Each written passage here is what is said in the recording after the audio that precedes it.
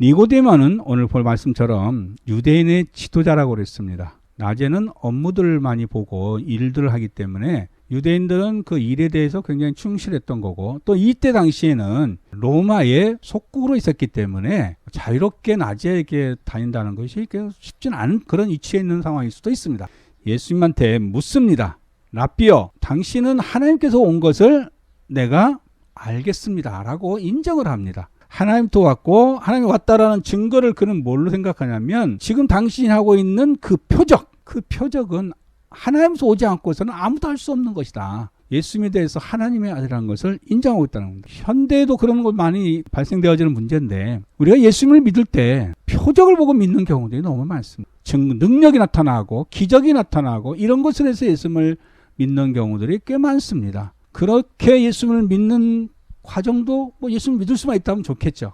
그 표적을 가지고 믿는 사람들의 단점이 하나 있다면, 어떤 상황이 또다시 악화되면 쉽게 예수님을 떠날 수 있다는 단점이 있습니다. 그래서 예수님이 이 표적에 대해서는 굉장히 우리한테 강하게 어필한 게 있습니다. 너희들은 나에게 표적만 구하느냐?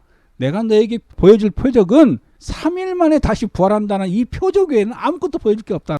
그런데 오늘 지금 니고데모가 그 표적을 보니 하나님으로부터 오신 분이 아니라면 이것은 할 수 없다는 것을 인정합니다. 예수님이 그 표적을 보고 네가 그래? 나를 믿었니? 내가 하나님의 아들인 것을 인정해? 그리고 그 사람을 받아들이는 게 아니고 이렇게 얘기합니다. 진실로 내게 이르노니 사람이 거듭나지 아니하면 하나님 나라를 볼 수가 없다. 네가 지금 내가 하나님에서 온 나라에서 왔다라고 지금 표적을 보고 얘기하는데 그걸로서는 하나님 나라에서 볼 수가 없다. 거듭나야 된다라고 얘기를 하고 있습니다. 물 세례는 누가 주느냐면 세례요한이 줍니다. 그래서 예수님도 물 세례를 받으러 가셨죠. 물 세례라는 것은 교인으로서 그리스도에서 인정을 받는 거고, 성령 세례라는 건 뭐냐면 하나님이 주시는 겁니다. 인간이 줄 수가 없습니다. 물 세례라는 것은 세상 사람이었던 사람이 하나님의 사람으로 기준이 달라지는 거, 소속의 개념을 갖고 있는 거고요. 그래서 제자들도 우리가 하나님에게서 세례를 받았지만, 물 세례를 받았지만 성령 세례를 받지 못하니까 그 능력과 기적을 온전히 나타내지 못했던 거죠.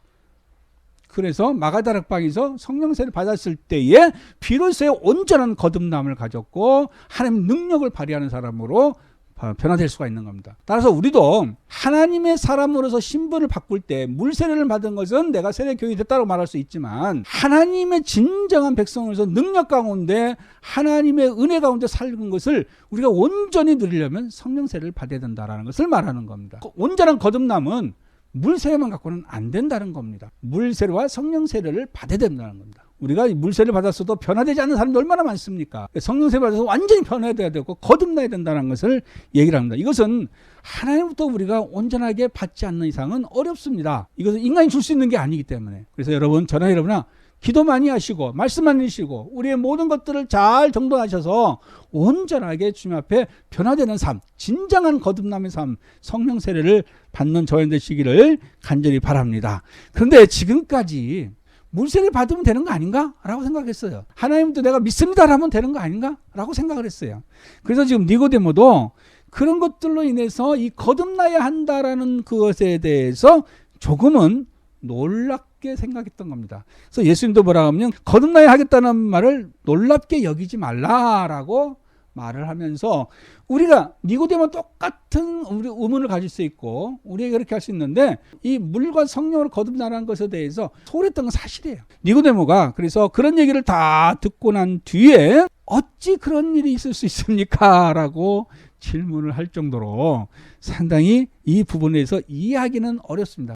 이게 예수님 와서 처음 얘기한 게 아니고요, 구약에도 수도 없이 얘기를 많이 하고 있습니다. 그래서 이스라엘 백성들도 율법은 굉장히 잘 지킵니다. 이 모든 율법을 주신 이로부터 성령 세례를 받고 성령으로 거듭나는 것에 대해서는 소홀히 했던 것 같아요. 자기가 가지고 있는 기준으로 자기의 법칙에 의해서 열심히 신앙생활을 했지만 하나님도 거듭남이 없다 보니까 사랑의 의식이 약한 거예요. 진리는 잘 지키는데 사랑이 약한 거예요. 이 예수님이 이 니고데모에게 이렇게 얘기합니다. 야, 너는 이스라엘의 선생이라면서 이런 것을 알지 못했느냐? 라고 오히려 반문을 합니다. 요한복음 7장을 가게 되면 대제사장들과 바리새인들, 이 사람들과 이제 함께 논의하는 자리가 있습니다. 그 중에 한 사람, 곧 전에 예수께 왔던 니고데모가 그들에게 말하되 우리 율법은 사람의 말을 듣고 그 행한 것을 알기 전에 심판하느냐. 예수님에 대해서, 예수님의 말씀에 대해서 두둔하는 것이 나옵니다. 두둔하다 보니까 어떤 소리를 듣게 되냐면 그들이 대답하여 이르되 너도 갈릴리에서 왔느냐? 라고 하면서, 갈릴리에서 분명히 말하지만 선자가 나지 못한다고 말을 했는데 너도 지금 그 사람을 두둔한 거 보니까 너도 갈릴 사람이냐? 그런데 아마도 저는 니고데모를 이렇게 얘기하고 싶은 것은 그가 예수님을 만나서는 어려움이 있었고 깨달음이 없었지만 돌아가서 아마도 자기가 그 경전을 다시 봤을 거고 그 경전 속에서 예수님의 말씀에 대해서 다시 한번 되씹었을 겁니다.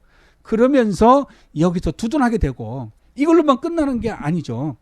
지금의 예수님의 무덤이라고 온 세계 사람들이 성지순례 가서 예수님의 무덤을 만져가지고 그래서 울고 했던 그 자리, 세계적인 역사의 자리를 만든 사람이 누구냐면 바로 니고데모였다는 사실입니다. 예수님을 밤에 찾아와서 예수님에 대해서 의심하면서 의아하면서 거듭남이라는 것이 과연 이게 맞는가? 의심 속에서 멈추지 않고 가서 다시 한번 깨닫고 다시 한번 돌아보고 다시 한번 경전을 보고 그러면서 예수님을 가장 사랑하는 사람으로서 자기가 존경하면서 세마포로 쌓아서 장사를 지는 친히 자기 손을 하셨던 분. 저는 우리가 그런 니고데모가 되었으면 좋겠습니다. 니고데모와 같이 바라볼 수 있는 그런 믿음의 사람, 그런 믿음의 눈, 그런 믿음의 우리의 자세가 필요할 줄 믿습니다.